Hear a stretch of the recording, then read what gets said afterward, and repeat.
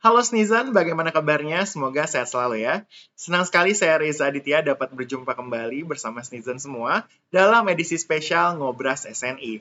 Ngobrol bareng santai seputar SNI. Nah, kalau di episode sebelumnya saya sudah membahas terkait objektif pertama dan juga kedua dari pelaksanaan G20 International Standards Summit tahun 2022 ini, sekarang saya akan membahas kelanjutannya, yaitu terkait objektif ketiga dan juga objektif keempat dari G20 International Standards Summit tahun 2022. Nah, di objektif ketiga dan keempat ini, pembahasannya adalah berkaitan dengan keamanan energi dan transisi energi berkelanjutan, serta SDGs dan juga net zero. Dan tentunya saya masih bersama dengan pembicara kita yang merupakan perwakilan dari ISO, IC, dan juga ITU. Yuk kita mulai diskusi kali ini. Okay, we will continue our discussion and we will continue to talk about the third objective. I think now we will move to the third objectives of the International Standards Summit this year objective. The third objective is related to the energy transition and security. So let me give a brief explanation for our viewers. So the third objectives are related to energy transition and security. Like as we know, this objective is to demonstrate the energy planning, access, generation, and efficiency improvement of benefits from the structured know-how and expertise contained in international standards. Together with testing and certification, nations are better able to maintain and upgrade existing electricity generation infrastructure, enable the integration of more renewable energy source to reduce greenhouse gas emission, and assure long-term viability of energy investment. So I think let's hear from each organization related to this objective. And for this objective, I think I will start first from the IC side. Mike, maybe you can explain to us. Yes, sure. IEC standards and conformity assessment really cut across the entire energy value chain with a focus on safety, security, efficiency, and sustainability. Our work ensures that electricity is produced and transmitted safely and consumed efficiently in a nutshell.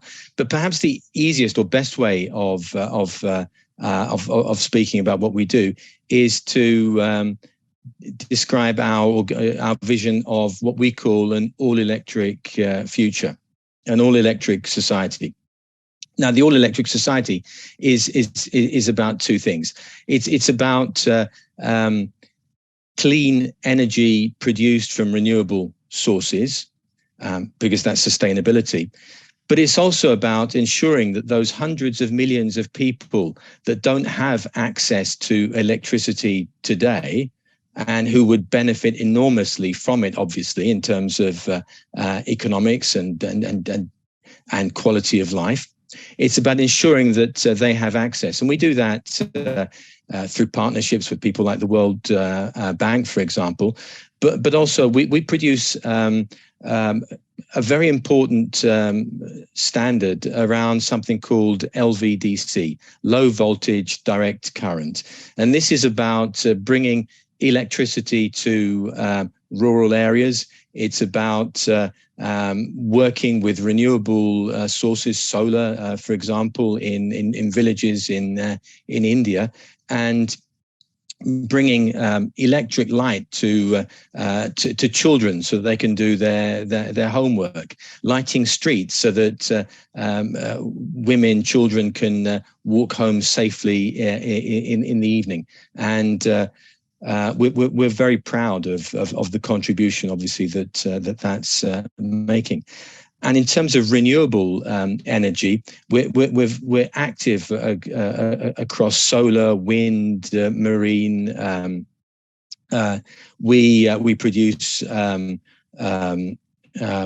standards and conformity assessment, really to ensure that we have the building blocks in place to build a brighter, greener future for our children and grandchildren. Okay, I think Next, I will move to the ISO side. Maybe you can explain to us, Nathan.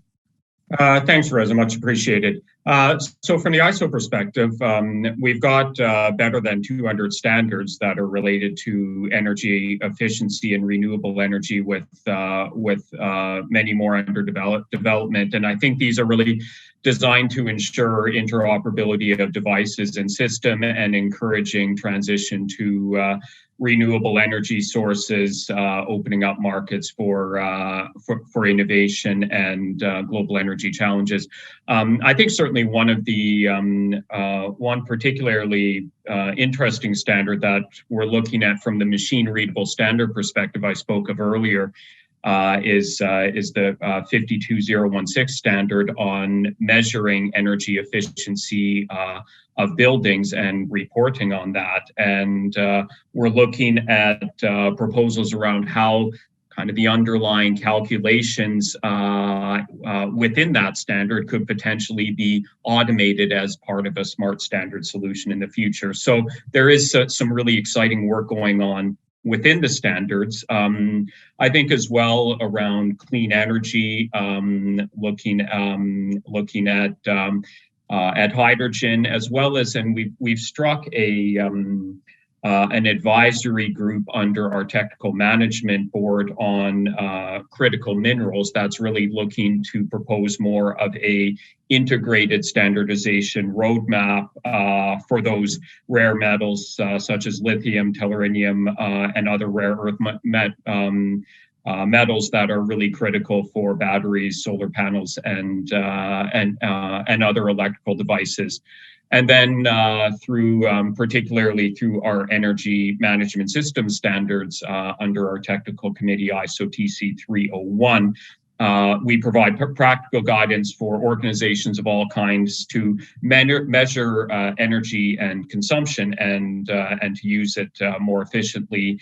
And I think looking by matter of example, development and implementation of an energy management system, our 55,001 series and energy performance of buildings that help the construction industry to attain energy efficiency improvements. And again, as I had mentioned earlier, within this space, we're really looking at key innovations around making those standards easier and more efficient to use, and also to develop high-level, really standardization roadmaps that really cut across multiple technical committees to best respond to global needs. Thank you.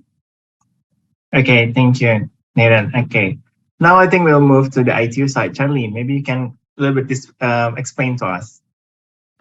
Certainly. So ITU has published, let's say, a myriad of what we call green standards.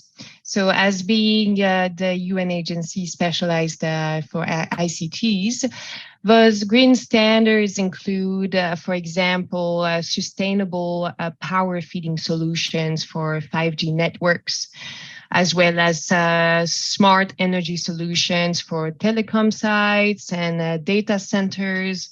So those green standards focus on really prioritizing the intake of power from renewable energy sources.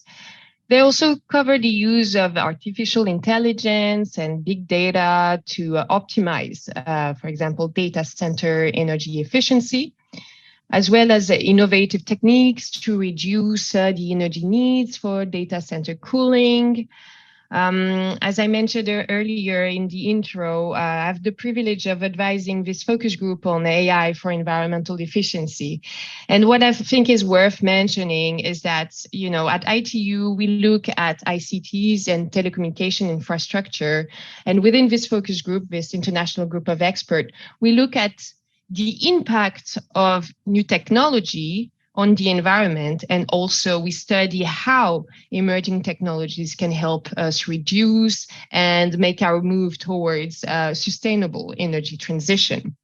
So all of those green standards, you know, for example, they provide a way to look at, you know, specifications to promote, for example, the upgrade of industry technologies towards overall greener solutions. Okay, thank you, Charlene. If I can add from BSN side, I think one of standards that Indonesian people starts to aware now related to the energy transition is the ISO 501 about energy management. Yeah, that was one standard that starts to grow in Indonesia, and then most of people in Indonesia start to learn these standards. And yeah, I think we here in Indonesia still learning from each organization from ISO, IC, and also ITU related to these standards. Okay, and now I think I would like to move on to the last objectives related to the International Standards Summit 2022. And this objective is related to how to reach net zero and the SDGs. So I will give you guys a brief explanation. As you know, this objective is to demonstrate that international standards contribute significantly to targets and indicators of all 17 SDGs. Together with testing and certification, they allow to measure and improve climate impact of transportation, manufacturing, energy generation, and other vital infrastructure, with an aim towards achieving zero emission policy objectives. So related to this objective, let's hear from each organization. And I think I will start from IC side. Mike, can you explain to us related to the last objective, how to reach net zero and the SDGs? Sure, I'll try. The first point I wanted to make really is that we operate at the sort of nexus between the needs of society and of the economy. And as we embrace digital transformation, and Nathan mentioned the work that we're doing together in areas like smart standards, we're implementing our core principles that are really based on consensus, transparency, and diversity. It's a collaborative approach that really enables best-in-class solutions to foster technical excellence, really, while tackling social and ethical challenges. And for us at the IC, that means supporting the realization of net zero and the all-electric society that I referred to earlier. The idea is to ensure global prosperity by providing universal access to affordable energy, generated from renewable and sustainable sources, as I said. And in that sense, what the IC is doing fits squarely with the UN Sustainable Development Goals. What all 17 of the SDGs have in common is they depend on energy, and especially electricity. The UN has recognized that the world needs access to clean, affordable energy to eliminate poverty and hunger, and improve healthcare, boost education, empower women, and so on and so forth. IC work is essential, really, in providing affordable and reliable energy services, both off-grid and on-grid, and in upgrading and expanding a reliable energy infrastructure. Our work provides the foundation for testing, certification, and for the measurement of energy efficiency. Over 160 IEC TCs or subcommittees, there's technical committees and subcommittees, and all 4 of our conformity assessment systems contribute to SDG 7 for affordable and clean energy. IEC expertise can play a crucial role in protecting the environment and building a better future for the whole of humanity. Our continued importance rests on recognizing, I believe, and I believe this goes for ISO and ITU as well, our contribution to society and assuming our responsibilities. And we do that in 3 ways. Firstly, as mentioned, IEC standards and conformity assessment play a fundamental role in the world, and they support the economy and global trade. They provide the tools for building critical infrastructure and for global commerce, and IEC publications enable countries and industries to adopt or build sustainable technologies and to apply international best practices. They also form the basis for innovation as well as quality and risk management. And we're working with our experts to map our standards against the SDGs. This is something that we have been doing for several years now. IEC is technology focused, and only very few IEC standards can be clearly attributed to a single SDG. Most of our technologies are relevant to more than one goal. For example, motors are found in everything from refrigerators to air conditioners, energy generation, medical devices, industrial applications, and transport. Many different IEC technical committees develop the standards that support energy efficiency. I could continue, but I think you understand my point. Okay, I think we move on to the ISO side, Nathan. Thanks, Reza, and yeah, I think really just to start that, similar to IEC, that ISO is committed to developing standards across many global issues outlined in the SDGs. I want to maybe first touch on the question of net zero, which is kind of at the headline of this agenda item. And ISO really had cemented its pledge and contribution to the net zero agenda through our London Declaration of 2021 to combat climate change by 2050 using international standards. We are currently, with our technical management board, have set up an action plan to thoroughly assess the climate impacts of existing and emergent standards, and carrying out an analytical assessment to really identify across all of our committees which standards have potential negative impacts on the net zero agenda that we would want to see revised, and which ones would have neutral or positive impacts. So I think really that we're continuing to accelerate progress towards net zero by providing really the platform to develop net zero guiding principles. And we've just launched International Workshop Agreement 42 that is going to set out an initial framework for net zero principles. So that work is just beginning as well. Maybe touching on some of the other SDGs that I think around sustainable consumption, this is an area that we've looked at from a number of different angles, particularly standards providing guidance on integrating sustainable procurement, and also we've recently established committees on food loss and waste to certify organizations and accredit based on verifiable progress towards reduction of food waste and loss within organizations.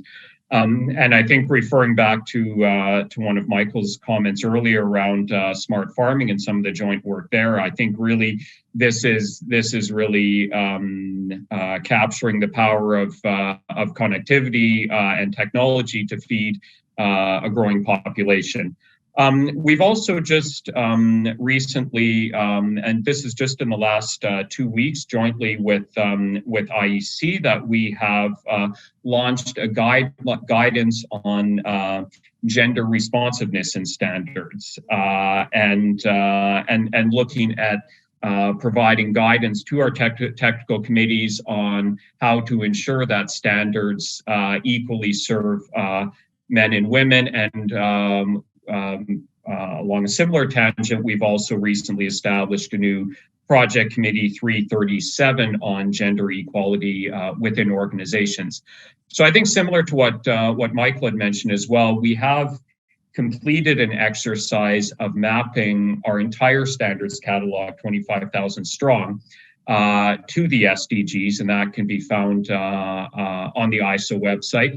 And I think similar to what Michael had said, that many of our standards really touch on multiple SDGs, But then I think we can also reflect on others that really are targeted to some of the specific goals and performance indicators within the SDGs. I'll take, for example, ISO 45001 on occupational health and safety, developed by our TC 283. That really does make a tangible contribution to reducing workplace injuries, which is one of the sub goals and targets within the SDGs. So it's, I think really this alignment and analytical work, it's an ongoing exercise, and I think the fact that we're able to do this exercise in collaboration with our national and international peers, I think will really help to demonstrate the contribution that international standards make to achieving all SDGs, including those related to net zero. Thank you. Okay, thank you. I think next I will move to Charlene. Maybe you can add from the ITU side. Sure. So a wide range of ITU standards provide the tools to reduce carbon emissions. One of our key standards highlights actually where our actions need to take us. So really laying the foundations for future actions towards the goal of reaching net zero. And this is in line with the latest climate science as well. So this ITU standard highlights the need for the digital tech industry to reduce greenhouse gas emissions by 45% over the 2020 to 2030 timeframe. This is actually the rate necessary to meet the goals of the Paris Agreement.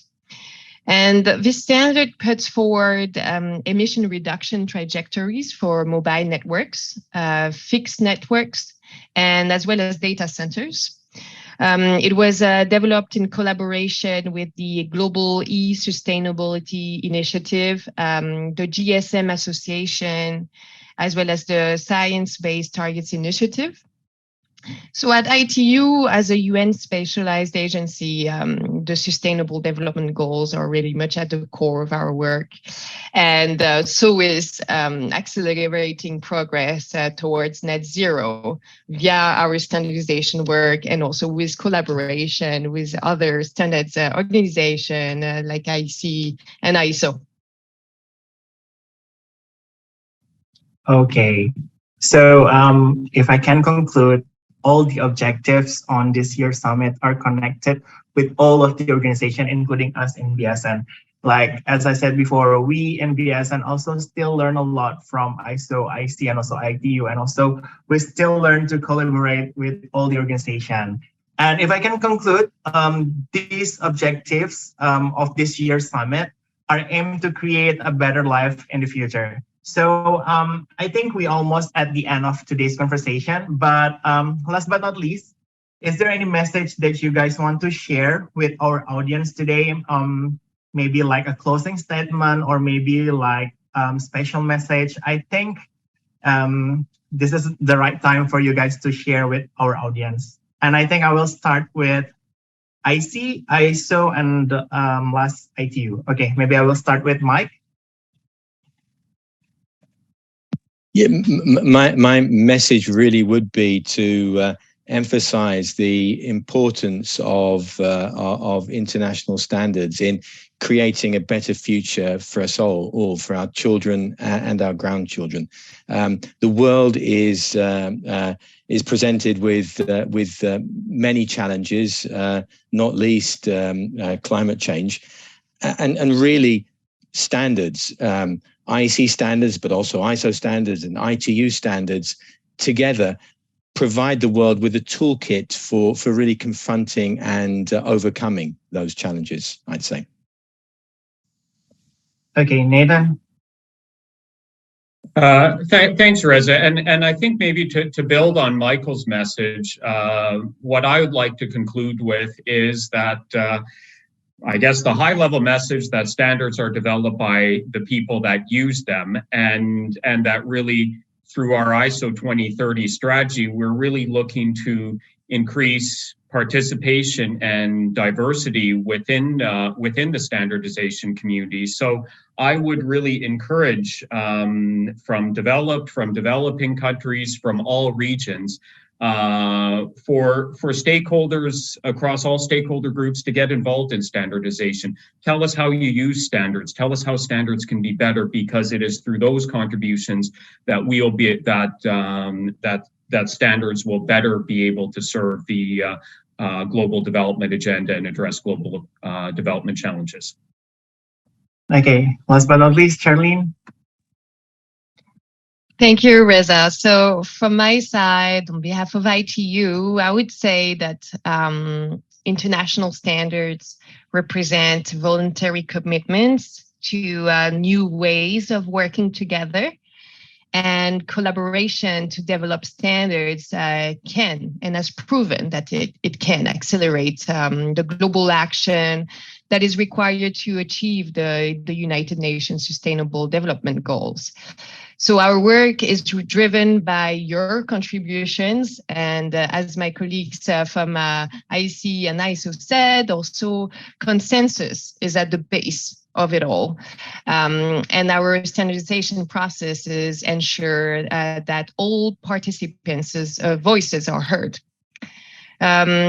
At ITU, we offer reduced membership fees for academia, startups, and SMEs, as well as companies of all sizes in developing countries. So with that, we also really much encourage you to join our global community, standardization community. Thank you. Okay, thank you so much, Charlene. Well, I think that's all our conversation for today. Thank you so much for the time from Mike, and also Nathan, and also Charlene. And thank you so much for this wonderful conversation and this wonderful information that you guys give to us today. And yeah, we're looking forward to have another conversation also collaboration with you guys. Thank you so much. Ya, SNIzen, itu dia tadi obrolan saya bersama dengan perwakilan dari IC, ISO, dan juga ITU seputar kontribusi international standards terhadap fokus isu utama G20 dan juga G20 International Standards Summit tahun 2022. Gimana nih? SNIzen pastinya makin penasaran dong ya dengan pelaksanaan G20 International Standards Summit pada tahun ini.